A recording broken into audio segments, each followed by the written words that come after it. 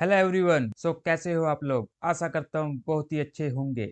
आज हम डिस्कस करेंगे मेंसुरेशन के ऊपर। मेंसुरेशन के बेस के ऊपर बात करूंगा मैं। आज जो चैप्टर आते हैं ना हमारे 9th और 10th क्लास में, सरफेस एरिया एंड वॉल्यूम, तमाम कम्पिटिटिव एग्जाम्स में इनकी बात होती है, जैसे सीडीएस, उनमें भी यहाँ से क्वेश्चन आते हैं। तो चलो स्टार्ट करते हैं। मेंसुरेशन में सबसे बेसिक फिगर्स कौन कौन सी हैं, पहले वो जान लेते हैं। बेसिक फिगर्स तो पहली फिगर क्या है हमारी? रेक्टेंगल। दूसरी कौन सी है? स्क्वायर। और तीसरी कौन सी है? सर्कल। और चौथी एक और डाल लेते हैं, ट्राई एंगल। ये हमारी हेल्प करती है ज्योमेट्री में भी, ट्राइंगल। बाकी फिगर्स भी करती हैं लेकिन ट्राइंगल कुछ ज्यादा करती है। तो कोई नहीं, ये भी देखेंगे हम वन बाय वन बाद में किसी लेक्चर में। तो चलो आज सिर्फ बेसिक के ऊपर बात करूंगा मैं, बेसिक के ऊपर। तो सबसे पहले लेते हैं रेक्टेंगल। तो ये रहा हमारा रेक्टेंगल। क्या होती है रेक्टेंगल की खूबी? जिसकी आमने सामने की भुजाएं बराबर होती हैं और पैरेलल होती हैं। तो ये अगर मैं लेंथ लेता हूँ तो ये भी लेंथ होएगी, अगर ये ब्रेड्थ लेता हूँ तो ये भी ब्रेड्थ होएगी। अब दो बेसिक टर्म्स आती हैं, दो बेसिक टर्म्स। एक आता है पेरीमीटर। तो पेरीमीटर क्या होगा? रेक्टेंगल का। और एक होता है एरिया। तो देखो फॉर्मूला याद नहीं करना, 2 × L + B। इसके पीछे की थोड़ी कहानी में समझो कि एक्चुअल में पेरीमीटर है क्या। देखो ये है हमारी फिगर। इस फिगर पे अगर मैं यहाँ पर कोई पॉइंट लेता हूँ, इधर मान लो, इधर मैं खड़ा हूँ, इस पूरी फिगर का चक्कर लगाना ही पेरीमीटर है। इसके इर्द गिर्द घूमना ही पेरीमीटर कहलाता है। देखो जैसे अगर मैं इस पॉइंट से मूव करना स्टार्ट करता हूँ इस साइड को, तो मैं यहाँ जाऊंगा, यहाँ जाऊंगा, यहाँ जाऊंगा, फिर यहाँ आऊंगा, फिर यहाँ जाऊंगा, पूरा ऐसे करते करते यहाँ पहुंचूंगा लास्ट में उसी पॉइंट पे। तो मैंने क्या किया? मैंने इसका पूरा चक्कर लगा दिया। तो मैंने पेरीमीटर हो गया इधर ये। और मैंने और क्या किया? डिस्टेंस, डिस्टेंस तय किया। मैंने कितना डिस्टेंस तय किया, यही है पेरीमीटर। तो कैसे निकालेंगे उस डिस्टेंस को? तो सबसे पहले मैं यहाँ से चला था तो मैंने एल क्रॉस किया। अब यहाँ एल लिखा मैंने, अगर होता 20 मीटर तो 20 मीटर लिखता। तो लिखो, पहले मैंने एल किया, उसके बाद मैंने बी किया। इनको प्लस करते जाओ, डिस्टेंस है ना ये, क्योंकि इतना मैं मूव कर रहा हूँ। तो L + B, फिर एल आ गया प्लस एल, उसके बाद फिर बी आ गया प्लस बी। बस अभी मैं उस पॉइंट तक पहुंच चुका हूँ, चक्कर लग चुका है पूरा। बस इन सबको अब ऐड कर दो तो एल एल 2L हो गया, प्लस 2B हो गए। ऐड कर रहा हूँ, एक बी ये है, एक बी ये है, 2B हो गया। बस 2 कॉमन ले लो, L + B, ये फॉर्मूला बन गया। तो ये पेरीमीटर है। किसी भी फिगर का पेरीमीटर निकालना हो तो उसका चक्कर लगा लो पूरा और वो वाला डिस्टेंस निकाल लो, आपका पेरीमीटर निकल जाएगा। और एरिया क्या होता है? एरिया होता है लेंथ इनटू ब्रेड्थ। ये तो वेरी इजी है, ये तो आप याद कर लो। इसके पीछे का लॉजिक जानने की कोई जरूरत है नहीं, कुछ चीजें याद भी करनी पड़ती है हमें। लेंथ इनटू ब्रेड्थ, तो एरिया निकल गया। अब बहुत सारे बच्चों को कंफ्यूजन रहती है कि पेरीमीटर और एरिया क्या पता लगाएं, कब पता लगाएं। तो मैंने आपको बता दिया कि फिगर के बार बार से घूमना, उसका सिर्फ चक्कर लगाना, वो पेरीमीटर है।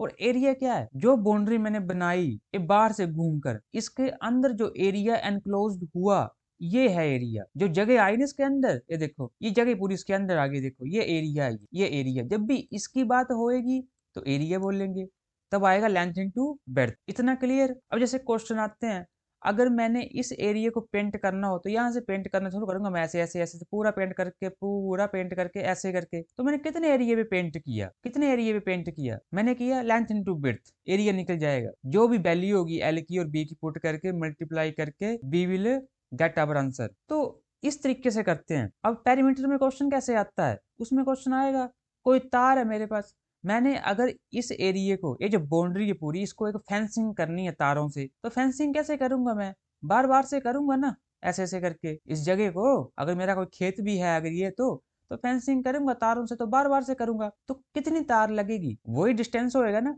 तार को लेकर मैं यहीं से मूव करना शुरू करूंगा, इसका पूरा चक्कर लगाते लगाते पूरे इसके पूरे चारों ओर लगाऊंगा मैं तार। तो बस उतने डिस्टेंस की मुझे तार चाहिए। तो वो डिस्टेंस निकालने के लिए क्या करेंगे हम? पेरीमीटर लगाएंगे। अब ये सर्कुलर हो सकता है, ये स्क्वायर हो सकता है, ये जो मर्जी हो सकता है, बस ये है। तो पेरीमीटर आ गया, एरिया निकाल लिया हमने, बस। तो रेक्टेंगल के ऊपर बात हो गई। अब बात करते हैं स्क्वायर के ऊपर। ये आ जाओ साइड। स्क्वायर, स्क्वायर की क्या खूबी है? इसकी एक ही खूबी है, इसकी सारी साइडें बराबर ही होती हैं। लेंथ भी इसकी ए होगी, मान लो ए मान लो लेंथ को, तो ब्रेड्थ भी ए ही होगी। तो ए भी ए, ये भी ए, हर चीज ए है इसकी। तो बताओ अब इसका क्या पेरीमीटर होगा? क्या पेरीमीटर होगा इसका?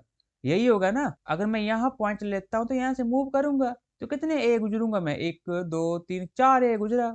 तो बस ए प्लस ए प्लस ए प्लस ए क्या बन गया ये 4a, 4a बन गया ना। तो बस, और इसी को लिखते हैं, ए क्या है यहाँ पर, साइड है, तो इसी को बोल देते हैं 4 इंटू साइड। बस ए के मान, ए क्या है इधर, साइड है ना, तो बोल देते हैं कि पेरीमीटर ऑफ स्क्वायर क्या होता है, 4 इंटू साइड। ये भी हम याद करते फिरते हैं, तो याद कुछ भी नहीं करना है। तो पेरीमीटर हो गया, और एरिया क्या होगा, एरिया सेम वही, लेंथ इंटू विड्थ ही होता है इसका एरिया भी, क्योंकि हम स्क्वायर को रेक्टेंगल भी बोल सकते हैं, ये भी मत भूलिएगा। देखो स्क्वायर को हम रेक्टेंगल बोल सकते हैं, लेकिन लेकिन रेक्टेंगल को स्क्वायर नहीं बोल सकते। जब हम स्क्वायर को रेक्टेंगल बोल सकते हैं तो रेक्टेंगल की हर प्रॉपर्टी स्क्वायर के ऊपर लगेगी। तो एरिया क्या होगा स्क्वायर का, लेंथ इंटू ब्रेड्थ। तो लेंथ क्या है इधर, ए, ब्रेड्थ क्या है इधर, ए, तो दो दो ए हो गए, तो क्या बन गया, ए स्क्वायर। और इसी को अब ए क्या यहाँ पर, साइड, और इसी को लिखते हैं साइड का स्क्वायर। कौन सी बड़ी बात है, लो एक ही फॉर्मूला याद किया है बस, लेंथ इनटू ब्रेड्थ, बाकी तो मैंने कुछ भी आपको याद नहीं करवाया। चलो अब देखते हैं circle, let's go for circle. So this is our circle. अब सर्कल क्या है, सर्कल में कोई साइड नहीं होती, सिर्फ एक सर्कल, एक गोला। अब सर्कल में एक होगा बीच में सेंटर पॉइंट होगा ये, और सेंटर पॉइंट से गुजरने वाली कोई भी लाइन जो इसके एंड पॉइंट पर टच करे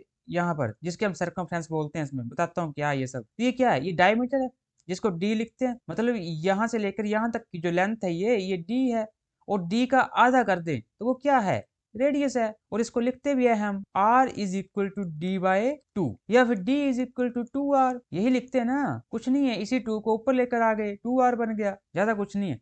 तो डायमीटर, रेडियस और सर्कल, ये बात हो गई। अब सर्कल में एक टर्म आती है सर्कमफेरेंस। सर्कमफेरेंस क्या होता है, circumference it is nothing but perimeter. बस पेरीमीटर का यूज करते थे उस फिगर के लिए जहां पर साइड्स होती हैं, लेकिन यहाँ पर साइड है नहीं, तो इसके लिए हम सर्कमफ्रेंस का यूज करते हैं। जहां पर गोले की बात आती है, जहां पर कर्व की बात आती है, मतलब सर्कल कुछ भी गोला, उधर पाई की बात आती है। फिर अब पाई आ जाएगा, सर्कल के केसेस में पाई आ जाता है। तो सर्कमफ्रेंस और सर्कल क्या होता है, 2 पाई आर, ये याद कर लेना, 2 पाई आर, 2 पाई आर आ गया। अब देखो सर्कल के मैं कहीं भी कोई पॉइंट लेता हूँ, मान लो यहाँ पॉइंट ले लिए मैंने इधर। अब पेरीमीटर निकालना मेरे को इसका, मतलब सर्कमफ्रेंस निकालना है। सर्कमफ्रेंस निकालना है तो इसके इर्द गिर्द घूमना ही क्या है, सर्कमफ्रेंस। अगर मैं यहाँ पॉइंट लेता हूँ तो यहाँ से मूव करना शुरू करूंगा, ऐसे जाऊंगा ऐसे जाऊंगा, इसके फिगर से घूमते हुए मैं इस लाइन पर हूँ।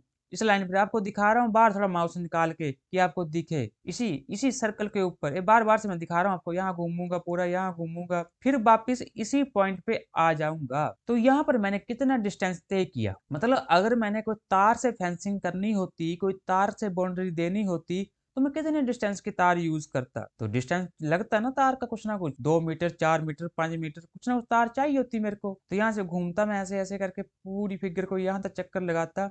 बस इसी को बोलते हैं 2 पाई आर। जब भी इस चक्कर की बात होएगी, जब भी हमें ऐसा फील होगा कि हमें इसके अराउंड घूमना पड़ेगा, तो 2 पाई आर की बात ही होगी, वहां पर सर्कमफ्रेंस ही कहलाएगा। अब बात आती है एरिया की। एरिया क्या है, अब एरिया क्या है, इस बाउंड्री के अंदर जो मैंने चारों तरफ घूमा है, इसके अंदर कितना एरिया आया, ये जो एरिया है ये पूरा एरिया, इसकी बात आई। अब इसको निकालते हैं हम पाई आर स्क्वायर से, ये भी याद कर लो, पाई आर स्क्वायर बन गया पाई आर स्क्वायर। तो बस अगर इस एरिया को मैंने पेंट करना हो इस बाउंड्री के अंदर, तो मैं कितने एरिया पे पेंट कर रहा हूँ, पाई आर स्क्वायर, वेरी इजी। बस यही चीजें हैं जो आपको थोड़ी समझनी भी है, थोड़ी याद भी करनी है।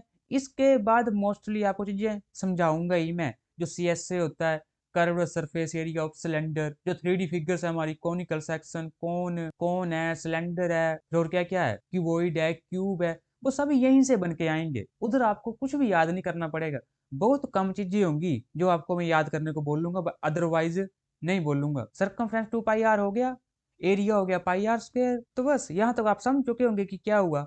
अब बात कर लेते हैं सेमी सर्कल की। अब सेमी सर्कल क्या होगा, इसको मैं आधा काट दूंगा बीच में से, ऐसे काटूंगा तो ऐसा दिखेगा ना कुछ, ये आधा सर्कल। तो इसका मेरे को आप लोग बताओ, अब आपको बताना है पेरीमीटर, आपको बताना है एरिया, करो ट्राई खुद। देखो अगर मैं पॉइंट यहाँ लेता हूँ, पेरीमीटर का मतलब क्या है, उसी पॉइंट पे वापस आना। तो पहले मैंने क्या किया, इस वाली कर्व को, जो आधी कर्व थी इसको यहाँ तक ट्रेवल किया, यहाँ तक पहुंचा। तो पहले तो मैंने यहाँ तक पहुंचने के लिए कितना डिस्टेंस तय किया, ये निकालना जरूरी है कर्व के ऊपर। तो जब ये पूरी कर्व थी देखो पुरानी फिगर में, तो क्या थी, 2 पाई आर थी। अब उसका आधा हो गया है 2 पाई आर, तो उसका आधा कर दो डिवाइडेड बाई 2, तो 2 से 2 कैंसिल हो गया, तो आधा क्या बन गया, पाई आर। मतलब इतनी सी सर्कल की आधी कर्व का मतलब होता है पाई आर। तो पाई आर तो आया ही आया। अब पाई आर इसका सरकमफ्रेंस नहीं होगा कि आधा कर दिया और आधे सर्कल का सरकमफ्रेंस निकल गया। देखो अभी तक तो मैं इसी पॉइंट पे पहुंचा।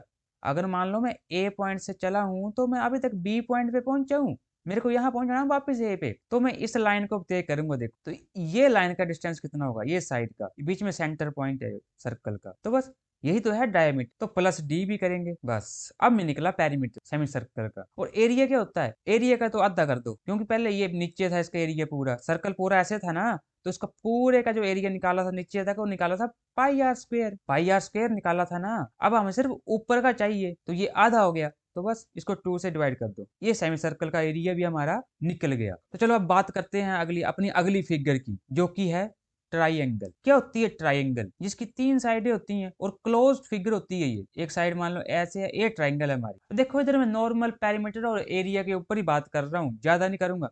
अब ट्राइंगल की कई टाइप पे हैं, scalene, equilateral, right angle triangle, isosceles, बहुत कुछ है इसमें। लेकिन इसमें मैं हल्के से पॉइंट के ऊपर डिस्कस करूंगा। इसके बाद हम कभी डिस्कस करेंगे इसके ऊपर भी, ज्योमेट्री के बारे में जब बात आएगी। तो triangle is a very vast vast topic, ठीक है। अब देखो अगर इस साइड को मैं ए मान लेता हूँ और इसको बी मान लेता हूँ, इसको सी मान लेता हूँ, अब आप लोग मुझे बताओ पेरीमीटर ऑफ ट्राइंगल क्या होगा, इस वाली का क्या होगा, a plus b plus c. Very good. Area क्या होगा, एरिया याद कर लो, area half into base into height. Very important formula, याद कर लो इसको, half into base into height. अब ट्राइंगल की हाइट क्या मानी जाएगी, जिस बेस पे खड़ी है, ये देखो जो ए साइड है ये बेस है, और ये हाइट है इसकी, ये हाइट है, देखो ये हाइट है। बाकी डिटेल में बात करेंगे कभी। इस पूरा बेस को लेकर और इस हाइट को निकालकर हमारा फॉर्मूला बन जाता है half into base into height, बस एरिया ऑफ ट्राइंगल निकल जाता है। अब देखो 9th क्लास में एक चैप्टर आता है हीरोन्स फॉर्मूला। तो हीरोन्स फॉर्मूला में वो सेमी पेरीमीटर की बात करते हैं। तो कुछ नहीं है, पेरीमीटर हमारा क्या है, ए प्लस बी प्लस सी। इसका आधा कर दोगे तो सेमी पेरीमीटर, जिसको एस से लिखते हैं, तो ए प्लस बी प्लस सी है, इसका आधा कर दो, ये सेमी पेरीमीटर हो गया।